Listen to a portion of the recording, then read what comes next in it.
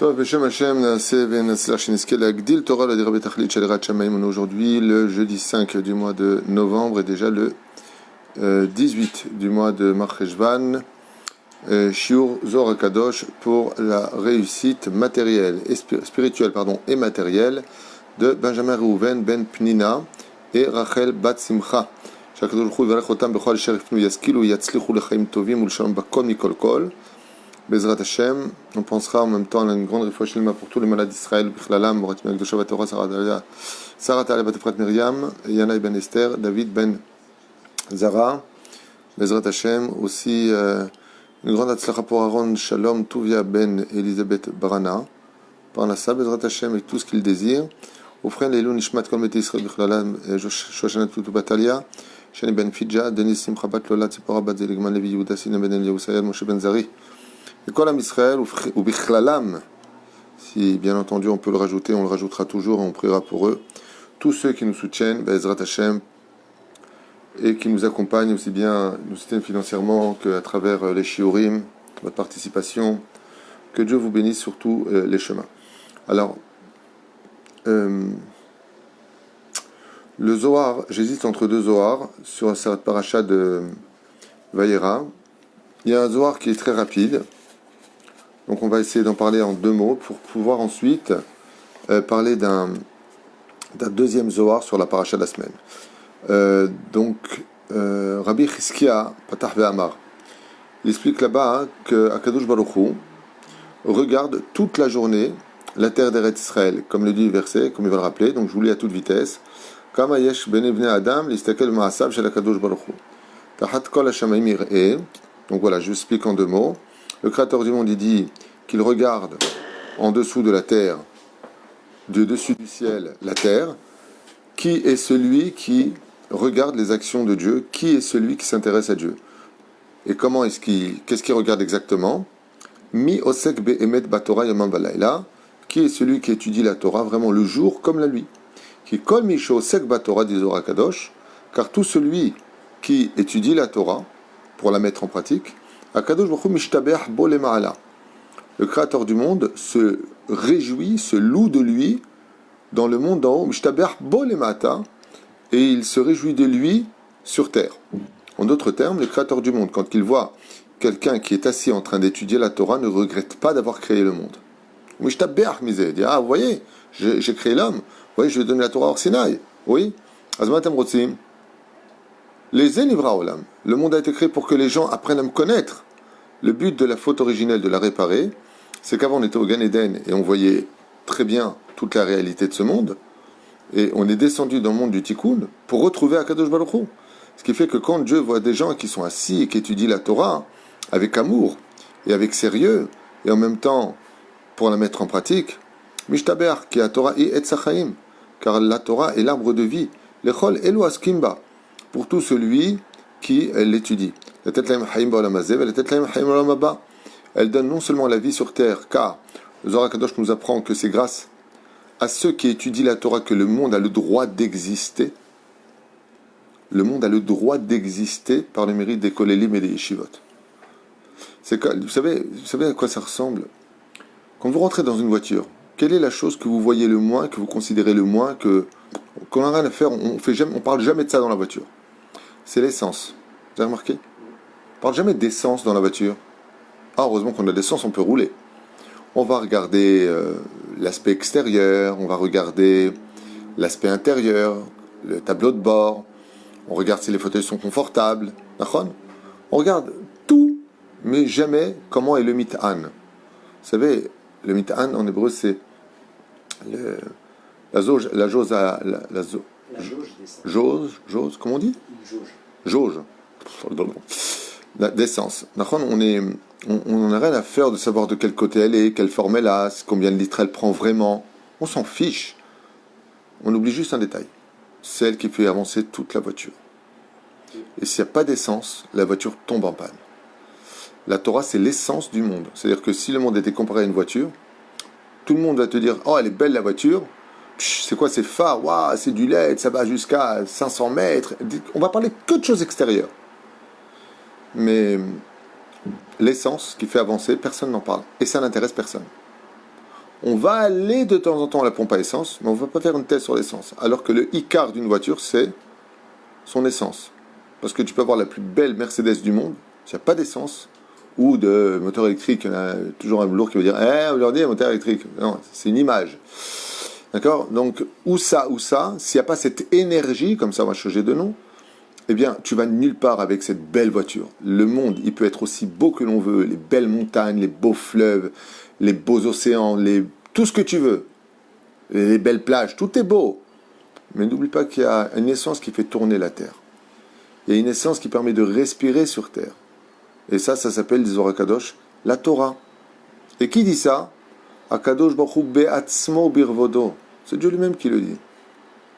C'est-à-dire quand une famille apprend qu'elle a un fils qui va aller en yeshiva, ou elle a un fils qui veut devenir un grand en Torah, qu'elle sache que lui, pourquoi il descend en bas, que ouais, t'étudies, comment est-ce que tu veux, mais il n'y a pas que la Torah dans la vie. Tu connais ça?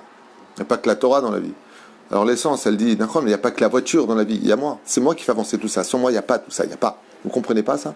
Et pourtant, bon, on va aller à la synagogue, le Shabbat. Allez, on va aller au pompe à essence. Bon, on va écouter un peu le Sefer Torah. On met un peu d'essence. Aval, Omer HaKadosh Baruch Hu, Ani Mishtaber, sur quoi? Sur l'essence. C'est grâce, comme ça il dit, je donne la vie dans ce monde grâce à ceux qui étudient la Torah. Dans ce monde et dans l'autre. La tête laim chaim ba'olam haba, tachazé. Katou ou l'ixot aretz yabit hainu. Que le Créateur du monde, il regarde toute la journée la terre. Mais Agnan de voir que ce Zohar HaKadosh, qui est extraordinaire, même s'il est court, ça veut dire quoi? De quoi il parle exactement? La tête la mezonot ou l'chalkelotam. Car le Créateur du monde n'a pas donné les clés de la parnassa chez l'homme. Elle est chez lui. Elle est chez Dieu. Et pour savoir combien il va donner d'abondance sur terre, Akadosh Baruch Hu regarde combien de personnes étudient sa Torah. Ça veut dire que l'abondance que nous attendons sur terre dépend essentiellement de l'étude de la Torah. Chez le Créateur du monde, s'il y a une bonne essence, on fait une belle voiture. S'il n'y a pas beaucoup d'essence, on fait une petite voiture.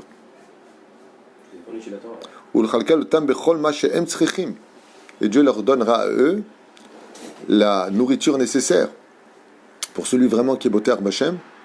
Donc ça c'est Rabbi Shimon Bar Yochai, même si c'est Rabbi Chizkia qui l'enseigne en haut, qui dit que Bémet, celui qui est au Sek Batora, Bémet, il n'a pas besoin de s'inquiéter pour sa panarsa.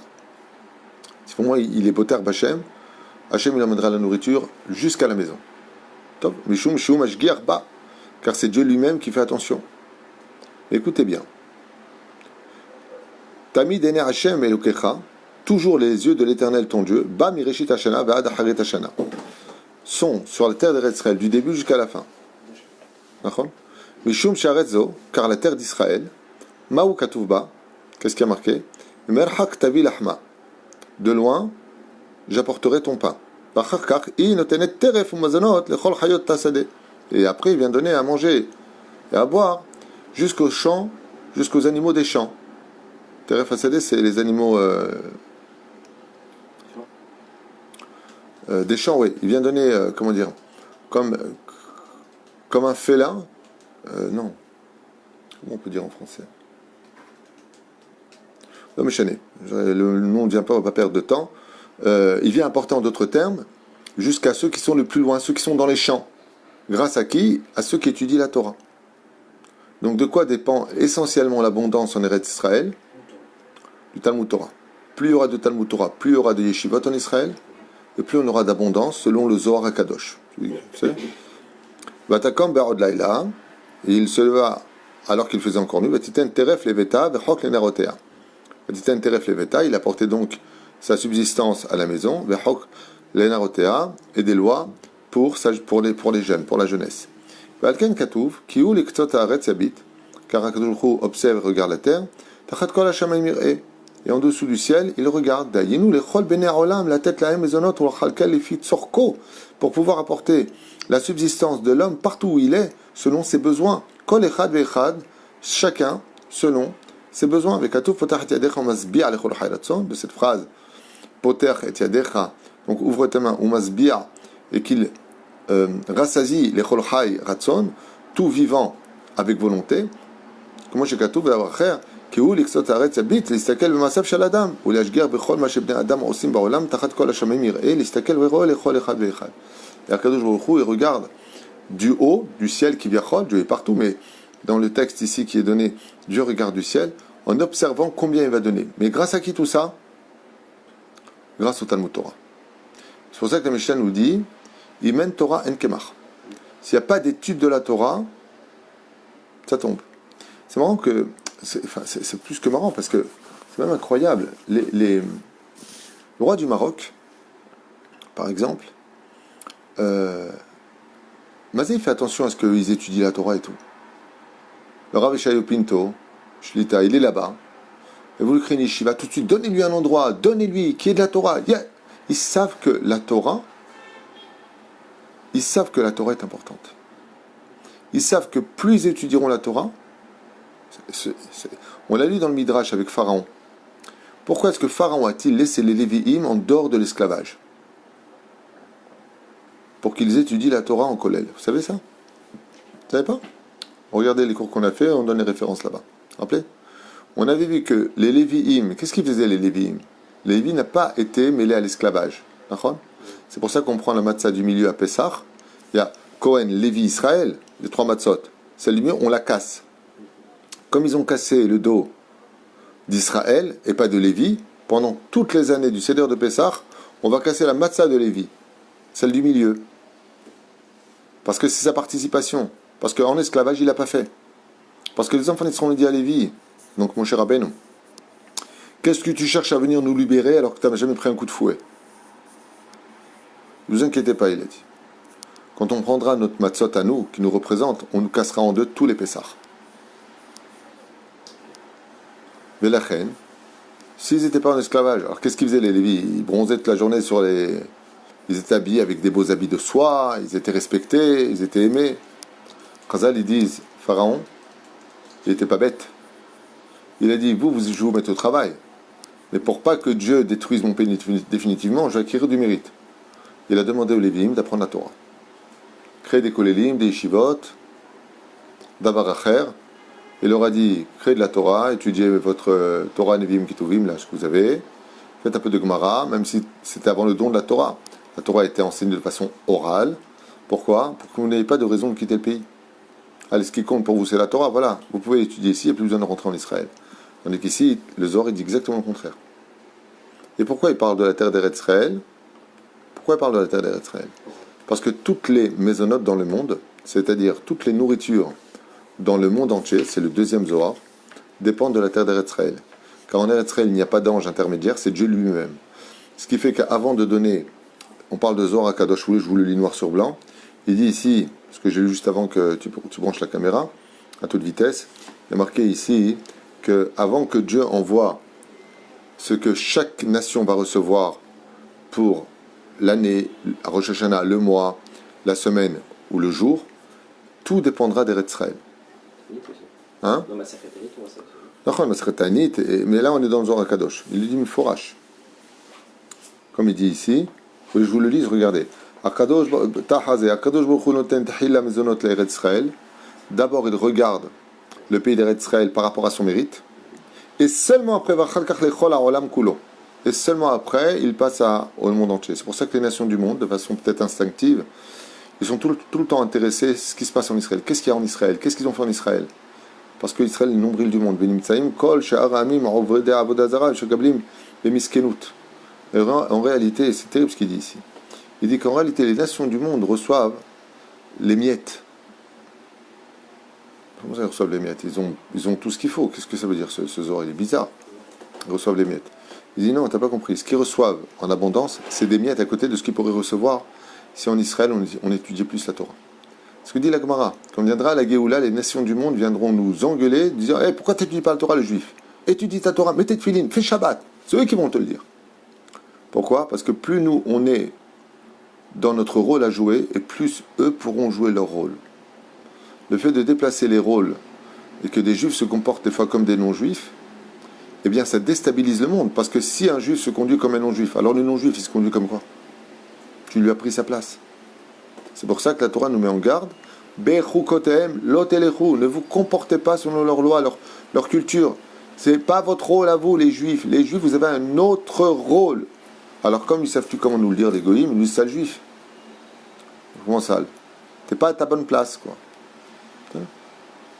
Il y a des mots qui sont très durs, inadmissibles, impropres au langage, comme sale juif, retourne dans ton pays, ou sale youpin, tous ces mots-là. Nachon. Mais en réalité, il y a aussi un message. Il y a aussi un message. Est-ce que tu joues ton rôle de juif? Et le rôle du juif, c'est d'apporter des réponses au monde. C'est pour ça que les plus grands scientifiques, les plus grands, on le voit, c'est des juifs. Et pourtant, on a beaucoup d'orthodoxes qui ont des difficultés pour manger, alors on pourrait penser parce qu'ils n'étudient pas. Non, c'est pas tout à fait juste d'abord ce que tu dis. En Israël, on sait que le tikkun, c'est la parnassa qui est Ikaron. Mais aujourd'hui, on arrive à la fin des temps. Mais la question, c'est comment on étudie. Je ne veux pas rentrer dans ces détails-là parce que c'est pas le but du shiur. Mais c'est loin d'être blanc-bleu non plus dans les yeshivot. Il faut être droit. Être droit. Moi, j'ai parlé avec beaucoup de bachourim et j'ai été visiter plusieurs yeshivot. Il n'y en a pas non plus beaucoup qui étudient sérieusement. Il y a eu beaucoup de problèmes. Mon propre fils m'a raconté, il est en yeshiva depuis qu'il est né, que sur les 400 élèves, ils étudient 20 minutes et après ils parlent de leur vie privée, de machin. Il y a des problèmes. Il y a des problèmes parce qu'ils ne sont pas appréciés. C'est un Bachour Yeshiva aujourd'hui, de nos jours, quand il étudie la Torah, il se dit mais comment je vais payer un appartement, comment je vais me marier, comment je vais payer la voiture. Mais s'il avait des gens dehors qui oh kol hakavod, t'étudies la Torah, char koach, bénis-moi que j'ai une bonne journée mon fils. Ce serait merveilleux, ces gens-là ils auraient confiance parce que au moins j'ai peut-être pas d'argent, mais au moins je suis respecté, au moins je suis honoré, au moins je vois que je suis accepté dans la société. Mais aujourd'hui on voit un Haredi. Moi, je vois, regardez, j'ai mon chapeau, j'ai mon truc. Partout, je marche avec le masque. Et pourtant, tu me vois, je suis quelqu'un qui n'a pratiquement jamais le masque. Dans mon bureau et chez moi à la maison. C'est le seul moment où je l'enlève. Vous savez combien, toute la journée, je suis humilié de la conduite des gens autour de moi? Humilié. Humilié. Je vois des gens qui marchent. D'accord? Parmi les femmes et les mecs, ils ont le masque ici. Ils ne le mettent pas. Hein. Pas jusqu'en haut, pas forcément. Il y a du monde qui passe, ils ne bougent pas. Dès que j'arrive, à 2 mètres de, hop, ils mettent le masque, ils se retournent, ils s'éloignent. Vous savez combien c'est humiliant? Parce que comme les médias, bravo les médias, ils ont fait un travail satanique sur le monde orthodoxe, que c'est nous presque qui avons créé le virus, c'est nous qui l'emportons, c'est nous qui l'emmenons partout, c'est que nous. Dès qu'il y a des problèmes, c'est les religieux. Pour se débarrasser de la Torah, ils feraient n'importe quoi. Que je vois. Une fois, en rentrant chez moi, une Russe avec ses 2 enfants arrive. Attends, moi je suis à distance d'elle, je suis pas loin. Elle se bloque contre le mur, elle retourne ses enfants, style attention ne respirez pas, elle leur dit. Jusqu'où on va aller? Top, s'ils étaient de notre peuple, je serais peut-être fâché, mais bon, je sais même pas s'ils sont de chez nous. Shem Elachem. Pas tous les Russes sont juifs. Il y en a beaucoup qui ne le sont pas et qui s'en vantent. C'est pas du racisme, hein. C'est eux qui le disent. C'est eux qui me le disent en face. Je suis pas juif. On va faire une église, ils m'ont dit. Et il y en a qui le sont. Bon, il y a de tout. Azar pour Omer, tout dépend d'Eretz Israël. Tout.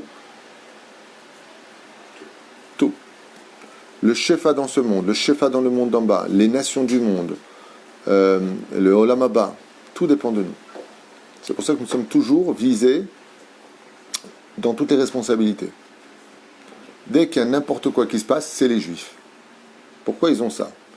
Alors, il y a le côté animal antisémite qui intervient, mais il y a aussi un message derrière divin. C'est que si on faisait peut-être nous plus ce que la Torah attendait de nous, peut-être qu'on aurait moins de problèmes. Peut-être. Si on était tous chômeurs Shabbat, si on arrêtait de soigner les uns les autres, si on était un peu plus sympathique, courtois. Ce qui se passe dans les couples aujourd'hui, on en parlait tout à l'heure. C'est terrible.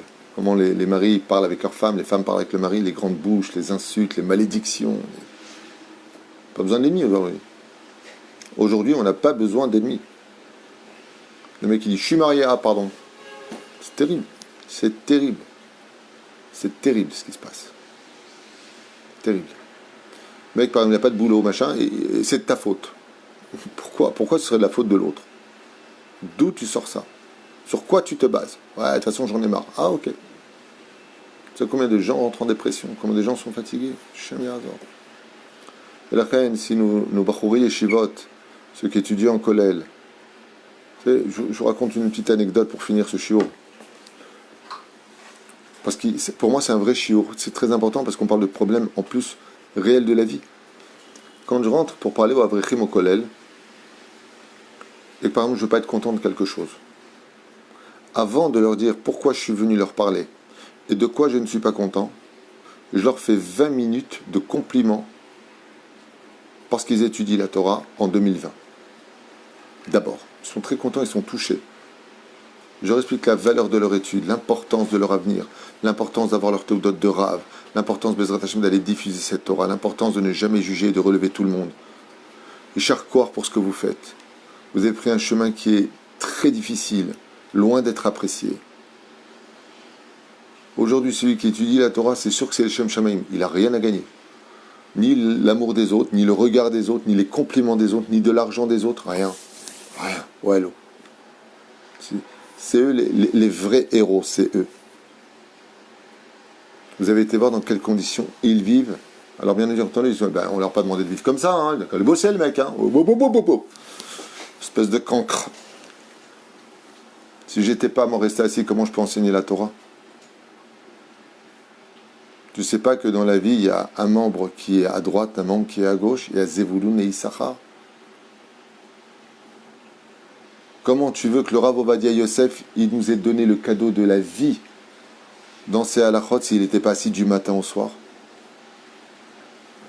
Comment tu veux qu'on soit guidé avec tous ces livres derrière s'il n'y en a pas qui se sont sacrifiés dans la pauvreté, dans l'humiliation pour nous donner ça? Ça a été écrit comment d'après vous? Avec des mecs qui travaillaient ou des gens qui étudiaient réellement la Torah? Ouais, mais bon, combien ils vont étudier vraiment la Torah? Je dis, il y en a qui chauffent les bancs, il y en a qui étudient. Dis-moi, quand tu vas travailler, c'est sûr que tu vas gagner de l'oseille, toi? Pose-toi bien la question. Là, tu vas faire ce que tu as à faire, tu vas tenter le coup. Hein? C'est pas sûr que la journée, tu vas faire un contrat, tu vas prendre de l'argent. T'en sais rien. Je peux même te faire virer. T'en sais rien. Ouais? Alors pourquoi tu le fais? Parce qu'il faut le faire. Eh bien, c'est pareil, il faut le faire. Peut-être que sur 100, il y en a 2 qui vont sortir, les Gdolé Ador. Il faut bien essayer. Mais les 2 Gdolé Ador, ils vont faire vivre 10 générations, 20 générations. C'est toute la différence. Je suis très content d'avoir parlé de ça parce que c'est un sujet qui me prend tellement à cœur. Autant je fais du consulting, j'essaie d'aider les gens dans leurs affaires, autant de l'autre côté, quand je regarde le monde de la Torah, je suis rempli d'émotions, d'admiration.